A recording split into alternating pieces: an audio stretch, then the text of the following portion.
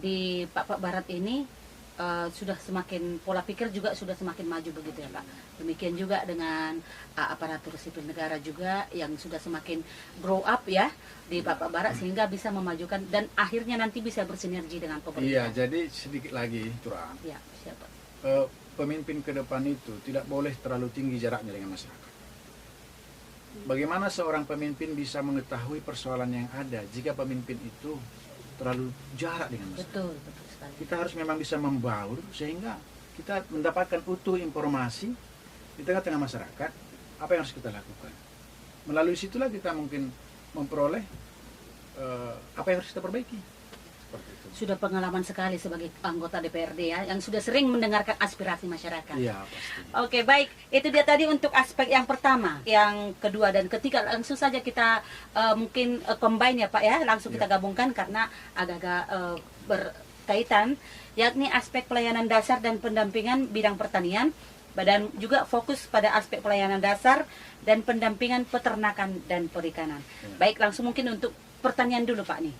Kira-kira apa nih program Terima kerja kasih. Serarbo? Terima kasih Turan. Ini menarik sekali ini. Iya. Di sektor ekonomi atau pertanian. Seperti ini. Kami mengamati orang tua kami semua capek. Capek ke ladang. Capek bekerja.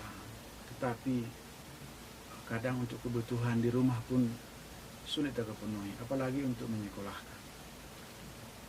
Ada persoalan, ada. Kami melihat seperti ini ya. Pola bertani kita belum banyak bergeser. Kalau kita punya lahan 1 hektar, di sana bisa ditemukan berbagai jenis tanaman. Tidak ada yang dominan. Jadi 1 hektar di situ durian, di situ jenis-jenis tanaman lain, sehingga tumpang sari tidak ada yang dominan seperti itu. Ke depan kita harus robah ini, 1 desa 1 produk. Jadi di sini kan sesuai dengan topografi kita, di sini banyak sekali jenis-jenis tanaman ataupun buah-buahan yang bisa berkembang dengan baik. Jadi katakan kalau kita fokus di sayur atau buah-buahan, katakan pisang, nanas. Tetangga kita di Aceh sana atau di Nias atau di sebelah pantai barat sana, kan bisa kita suplai dari sini. Kenapa para pembeli segan masuk ke sini ataupun berat ke sini? Karena memang tidak fokus. Semua hasil produksi pertanian itu gantung untuk dibawa dari sini. Kita punya program di Sibande itu, terutama ada orang Jahe nanti. Kalau memang sudah berkenan masyarakat kita tuntun untuk 1 produk 1 desa, kita bangun di situ sebuah pusat pasar transaksi sayur mayur, buah-buahan yang kita bawa ke Nagan Raya sana, Aceh sana, Singkil dan segala macam. Masyarakat di sini membawa ke sana. Dari sana kita bawa ikan. Di pertengahan Serutari orang Jahe itu kita bangun semacam pusat pasar seperti itu. Berarti dengan adanya pusat pasar ini, harga komoditas dari petani juga akan diinikan oleh pemerintah ya?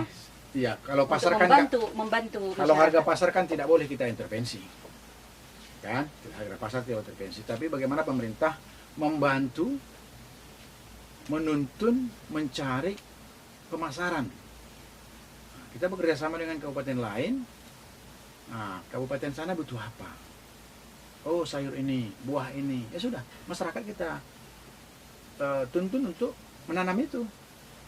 Sehingga ada keberanian tanpa kita punya beras di rumah pun, punya padi, berladang padi, tapi dia harus yakin, oh dari pisang kami bisa makan.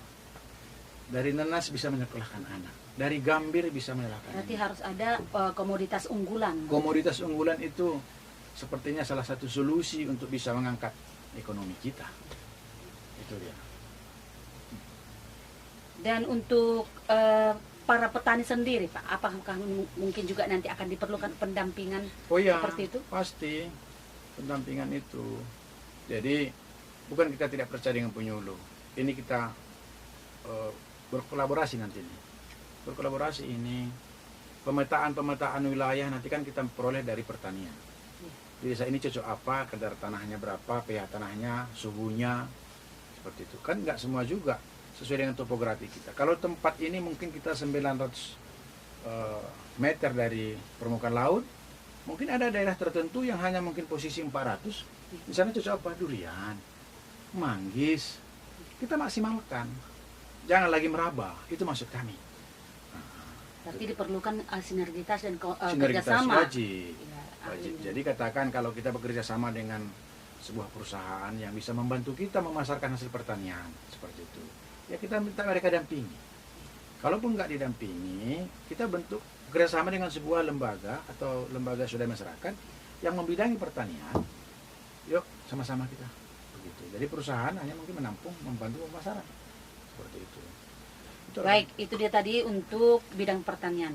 Nah, kita coba nih Pak untuk mengulas kembali masalah bidang peternakan dan perikanan. Kira-kira seperti apa nanti yang menjadi program kerja Suara Lebu untuk bidang peternakan dan perikanan di Kabupaten Papua Barat ini? Ya. Begini soal perikanan peternakan. Kami tidak punya angka detail, tapi kami ambil saja sampel. Sebagai contoh begini. Kalau tidak salah, Pak Barat ini membutuhkan 10.000 ekor per bulan ayam. Apakah itu ayam potong, ayam kampung, segala macam, untuk kebutuhan konsumsi rumah makan dan keluarga. Ini ayam dari mana? Ini semua impor. Semuanya dari luar. Semua dari didatangkan luar. dari luar. Ya, nanti kita identifikasi wilayah atau warga masyarakat yang memang punya basic, punya kesungguhan untuk memelihara ayam, kita bantu mereka melihara ayam. Nanti ayam ini dijual kepada tukang jual, apa namanya, sembako ya, tujuan sembako.